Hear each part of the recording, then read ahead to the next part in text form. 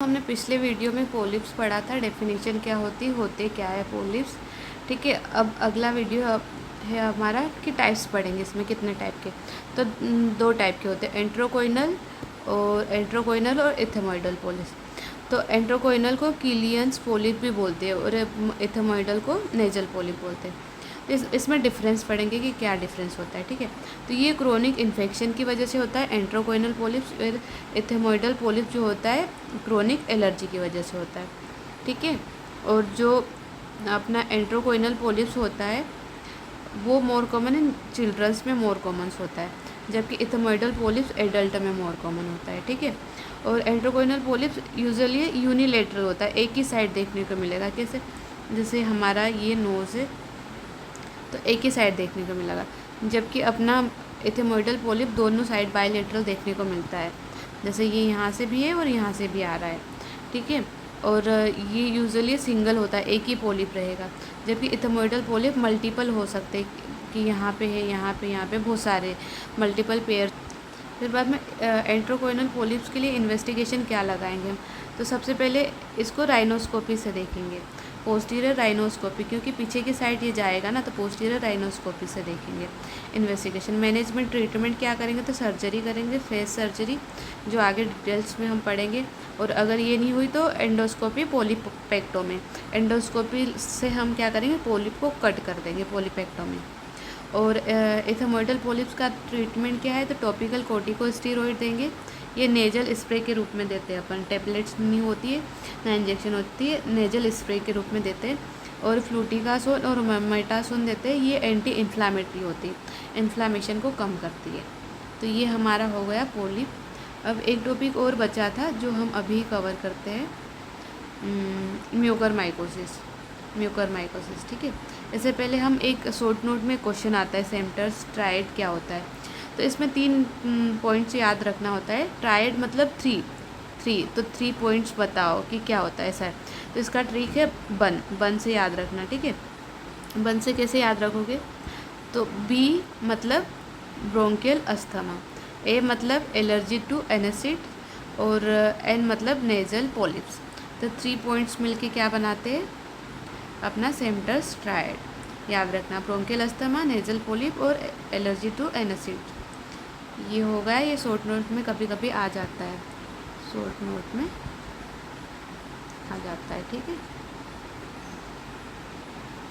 तो अब स्टार्ट करते हैं अपन म्यूकरमाइकोसिस क्या होता है, म्यूकर मतलब फंगल होता है। ठीक है, तो ये फंगल इन्फेक्शन होता है एक टाइप का, fungal infection of nose and sinuses. तो हमारा नोज़ है, नोज़ ये, और यहाँ पे पूरे साइनसेस होते हैं 4 पेयर, इथेमोइडल, ये मैक्सिलरी, इथेमोइडल, यहाँ पे स्पिनोइड और फ्रंटल साइनस। तो साइनसेस का और नोज़ का इन्फेक्शन हो जाएगा, तो इसको हम बोलेंगे क्या, म्यूकरमाइकोसिस। इटियोलॉजी क्या देखने को मिलेगी इसमें, तो इटियोलॉजी जो डायबिटिक पेशेंट रहते हैं उनमें ज़्यादा कॉमन होता है, क्योंकि डायबिटिक पेशेंट में जो होता है वो जल्दी से, कोई भी घाव या इन्फेक्शन हो गया वो जल्दी से हील नहीं करेगा।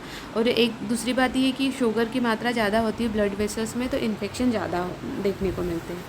ठीक है, जैसे कि डायबिटिक कीटोएसिडोसिस, और यंग पेशेंट है उनमें ज़्यादा देखने को मिलेगा। दूसरा HIV पॉजिटिव पेशेंट में, क्योंकि वो इम्यूनो कॉम्प्रोमाइज़ होगा, उसकी इम्यूनिटी कम होगी, तो उसमें भी देखने को मिलता है।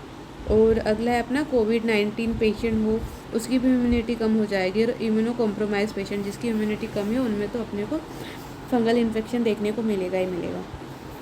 तो म्यूकरमाइकोसिस जो अपना होता है वो एक टाइप का क्या होता है, एंजियो इन्वेजिव होता है। एंजियो इन्वेजिव मतलब, ये एंजियो मतलब ब्लड वेसल्स, एंजियो मतलब क्या होता है, ब्लड वेसल्स, और इन्वेजिव मतलब इन्वेड कर जाएगा, तो ये इन्वेड कर जाएगा ब्लड वेसल्स को। तो कैसे होता है ये देखते हैं अपन। तो ये जो रहेगा ये फंगल इन्फेक्शन हो गया, मतलब ब्लड वेसल्स को इन्वेड करके चला गया, तो ब्लड वेसल के थ्रू ये जाएगा ब्रेन में, मेनिंजेस में, अपने ब्रेन को कवर करके रखते हैं, उसको मेनिंजेस बोलते हैं। ऑर्बिट मतलब आई में भी चला जाएगा ये, और क्रिब्रिफॉर्म प्लेट में भी चला जाएगा। ठीक है, और ब्लड वेसल्स में, ये ब्लड वेसल्स है, ठीक है, तो इसको यहाँ पे ऑब्स्ट्रक्शन हो गया, तो यहाँ के ये वाली ब्लड वेसल से, माना कि ये वाली ब्लड वेसल किडनी को सप्लाई कर रही है। ठीक है, तो इसमें ऑब्स्ट्रक्शन हो गया तो ब्लड आगे नहीं जाएगा, तो माना जिसकी वजह से क्या होगा, किडनी का तो नेक्रोसिस हो गया ना, तो इश्यमिक क्यों बोलेंगे, क्योंकि ब्लड नहीं जा रहा, उसकी वजह से नेक्रोसिस हो रहा है। तो इश्यमिक नेक्रोसिस हो जाएगा, जिसकी वजह से क्या देखने को मिलेगा अपने को, टिश्यू डेड हो जाएंगे। और दूसरी बात, ये आर्टरी को इन्वेट करेगा, तो क्या करेगा, ये आर्टरी को ये इन्वेट करेगा, वो ये डैमेज कर रहा है किसको, एंडोथीलियम को, तो एंडोथीलियम को डैमेज कर देगा और जिसकी वजह से क्या हो जाएगा, थ्रोम्बोसिस हो जाएगा। तो ये कॉम्प्लिकेशन हो गया। सिम्टम्स क्या देखने को मिलेगा, तो सबसे पहले तो ये क्या करेगा, अपना साइनस में इन्फेक्शन हो गया तो जिसकी वजह से क्या दिखेगा, चीक स्वेलिंग। अगर मैक्सिलरी साइनस में इन्फेक्शन हो गया तो चीक स्वेलिंग दिखेगा, साइनस में पेन मिलेगा और कंजेशन भी हो जाएगा। अगर आई में इन्वेट कर गया तो डिप्लोपिया यानी कि डबल विजन, दो दिखेगा, ब्लरिंग वो विज़न हो जाएगा, धुंधला धुंधला दिखेगा, ठीक है। और नेजल ऑब्स्ट्रक्शन हो जाएगा, नाक का ऑब्स्ट्रक्शन हो जाएगा, सांस लेते नहीं बनेगा। और ब्लड स्टेन नेजल डिस्चार्ज, एकदम खून आ रहा हो नाक से ऐसे लगेगा, डिस्चार्ज आएगा, उसमें थोड़ा थोड़ा खून आएगा, ठीक है। अगर लेट स्टेज, अगर ट्रीटमेंट नहीं लिया पेशेंट ने, बहुत लेट आया, तो एकदम ब्लैकिश नेजल मास दिखने को मिलेगा, नाक में एकदम काला काला जम जाएगा पूरा blackish mass due to the fungal deposition. और blackish discolouration around the eye, आँखों के चारों ओर भी अपने को ब्लैक ब्लैक दिखेगा। तो ट्रीटमेंट क्या करेंगे इसका, तो ट्रीटमेंट सिंपल सा है कि हम इसको एरिया को क्लीन करेंगे। एक तो पहले जहाँ पे भी स्वेलिंग है या फिर डेड टिश्यू है, डेब्राइमेंट कर देंगे, साफ कर देंगे।